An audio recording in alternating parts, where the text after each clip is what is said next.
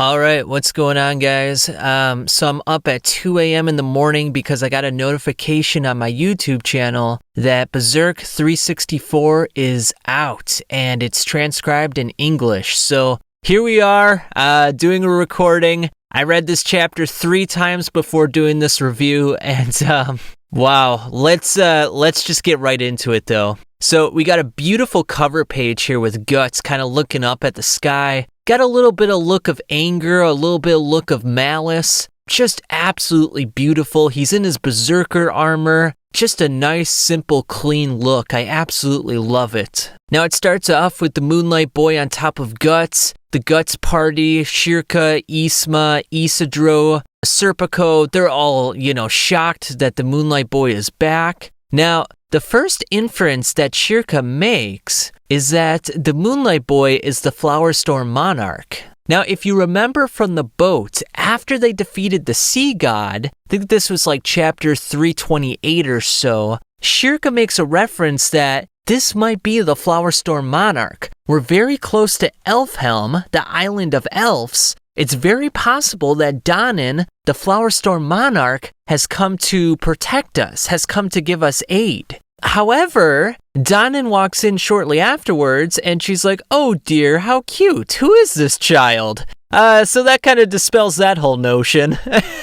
And of course, Isidro takes this opportunity to give Shirka a little bit of crap, and so does Puck as well. Now afterwards, Guts takes the Moonlight Boy off of his shoulders and he hands him to Shirka. And he says, take him to Casca. Now, I love this panel because it's a beautiful shot of all the characters. And I love how small the Moonlight Boy looks in Guts' hands. Like, he's got the Moonlight Boy who's probably looks like a 4 or 5-year-old. And he's just holding him in one hand, just kind of bracing him with the left hand, but he fits in his right hand, so that's pretty incredible. Another nice, beautiful shot of Shirka saying, "I will," with Isma, Isidro, and the Moonlight Boy. And then they bring the Moonlight Boy to Casca, and Casca's got a look of shock on her face. And a very touching panel right here. And then the next panel of Guts. Now, this might be the best panel of the chapter right here, guys. Wow, just look at Guts, the contemplation.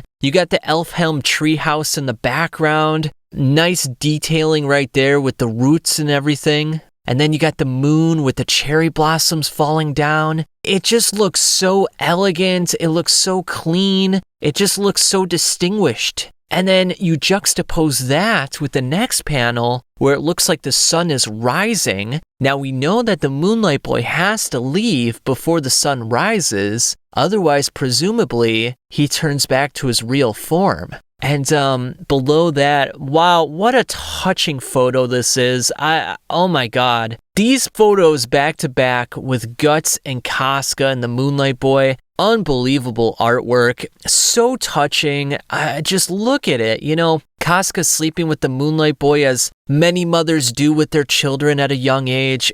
Just so touching and tranquil and beautiful. What's not to love about this? It's just awe-inspiring. Now, another little interesting juxtaposition, Guts begins swinging his sword again, and it looks like he's swinging it by a waterfall. This reminds me of the time that he took a year off from the Band of the Hawk, and he was at Godo's place, and he was training at the waterfall. So that's kind of interesting. What's very interesting about this panel is that Guts loses the grip of his sword, and it falls into the water. And then afterwards, he's kind of looking at his hand. It's trembling a little bit. He's still injured from the fact that he fought the Sea God not too long ago. I mean, it could have been literally just a couple weeks ago that he fought the Sea God. So his body is still healing. He's still in a very weakened state. He looks at an apple at a tree and he tosses one of his daggers at it, but he misses. Very shocking stuff for Guts. Now, I was thinking about this from a symbolic sense.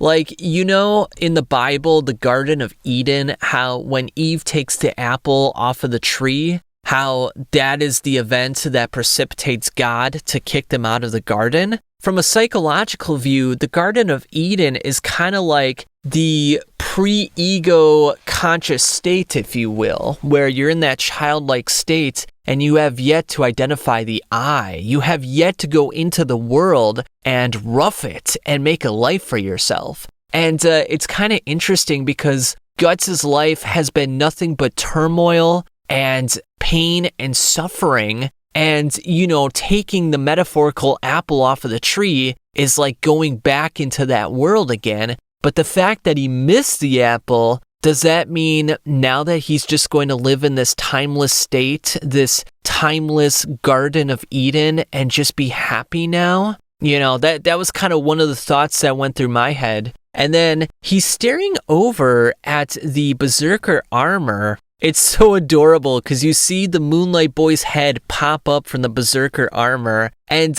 it reminded me so much of a child when, you know, they're like 3 or 4 and they see their parents' clothing, like a son sees his dad's suits, so he puts on a tie and he puts on dress shoes, and it's just so adorable. And they play make-believe and they pretend that they're an adult. Like, this was just so adorable. Like, I just absolutely loved it. Like, it showcases how the Moonlight Boy is truly Guts' son and how he just wants to be recognized by his father and how he wants to be just like his father. So it was just such a priceless scene there. I absolutely loved it. And afterwards, Guts entertains the boy. He picks up a little twig, as does the Moonlight Boy, and they're having a little play sword fight. And it was just so cute. And I'm just like, God damn it, Miura. Like, I will not lie. The first time I read this, I had tears streaming down my face. And when you consider that the Moonlight Boy is an amalgamation of Griffith, it kind of takes you back to the time that Griffith and Guts had their first sword fight. Now, of course, Guts was taking the fight very literally, and he was bent on vengeance.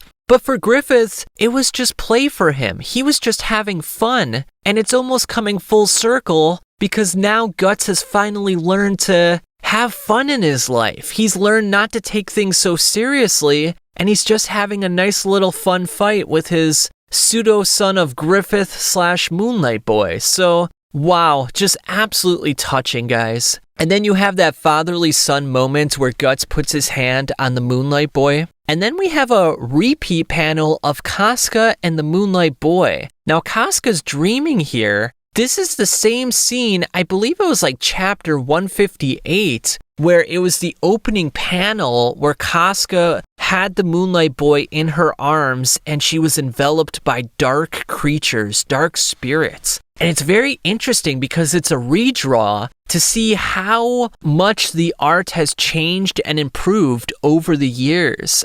So this was just an exceptional showcase of where Miura's art talent has gone and how it has improved and just become so much better over the years. Even though it was great to begin with. Casca then wakes up in a shock. Her eyes are wide open. Her mouth is open. She then looks out the window, sees the Moonlight Boy sitting in the grass with Guts, and then she decides to go downstairs. She opens the door, and then all of a sudden the Moonlight Boy says, "I had a dream." And then you see Guts' face. And this reminds me so much of the end of the Conviction arc, where Guts saw Griffith for the first time after the eclipse. Griffith in his human form, that is. However, if you remember, Guts had a look of rage and animosity on his face, whereas this time, it's more so just a look of awe and confusion. And then Griffith says that on nights with a full moon, I become an infant and feel the embrace of a familiar warmth. But as I wake from that dream, only a faint feeling of loneliness remains. And that too takes but a moment to disappear with a single teardrop like the morning dew.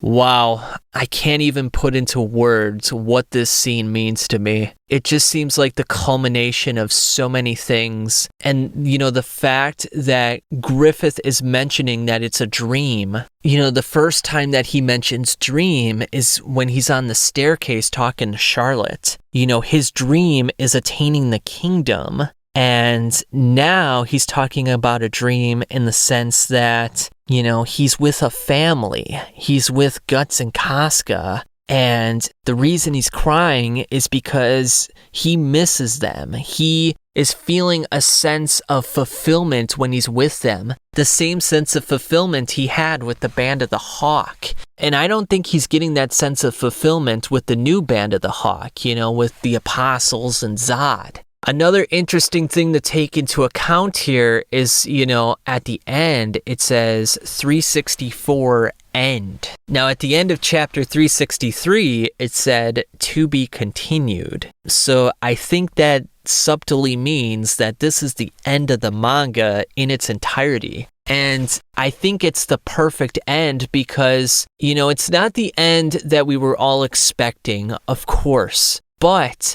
think about all the references to past events. Like, you have the little twig fights with Guts and the Moonlight Boy. It calls back to the time that Guts fought Griffith, and they were just playing with each other. Griffith mentions the fact that in the midst of the eclipse, or prior to the eclipse, when he took the carriage, he saw the childlike version of himself, and he said, come on, let's play. The fact that they're on Elfhelm, and the whole point after the eclipse was saving Casca's memory and making it to Elfhelm. Skull Knight mentioned how, this is the end of your journey, and it just seems like to go any further than this would almost be blasphemy. Like, they're finally together again. Griffith finally expresses emotions since the eclipse, because after the eclipse, he was just a shell of himself. He wasn't really Griffith anymore. He was Femto, and Femto didn't have emotions. But now that he fused with the Moonlight Boy, or, he fused with the Demon Child and became this amalgamation of the Moonlight Boy and Griffith, he has emotions. And Guts seems content now. I think he's had enough battles in his life, as evidenced by the fact that he can't really hold his sword anymore. Might be a symbolic sort of message from Miura, like, look, his days of fighting are behind him. Like, he can't do this anymore. His body has taken too much damage. And we know this because Shirka mentions how, when he's wearing the Berserker armor, he's doing immense damage to his body. And it might be irreversible. And even Skull Knight mentions this as well, how, you're going to lose your sight, your taste, your vision if you continue wearing that armor. This might be Miura's way of saying, look, Guts wants to preserve those senses. He doesn't want to become a knight of skeleton like the Skull Knight. He wants to live out his days with Casca, Shirka, Isidro, Isma, and obviously the Moonlight Boy, his son. So this is kind of confirmation on Miura's part that, look, he's putting down his sword. Not by his choice, but he kind of realizes at this point that it's time. And it's time for him to, put away his ambitions of becoming stronger, his ambitions of becoming a warrior par excellence, and become a father. And it's very symbolic of a teenager / 20-year-old. You have your days when you're partying till 3 a.m. in the morning, but then you got to say goodbye to that, and you got to start the family life. And anything more than this would just feel like blasphemy. I don't want to see another chapter after seeing this one. It's the perfect ending in my regard. Miura ended this so beautifully, and it makes you wonder if he knew that he was going to pass away very soon. It just seems too perfect. It seems like everything ends in a neat little bow. So thank you, Kentaro Miura. Thank you, thank you, thank you. What a chapter. What an ending. Wow. Thank you. And tell me what you guys think. This was absolutely beautiful.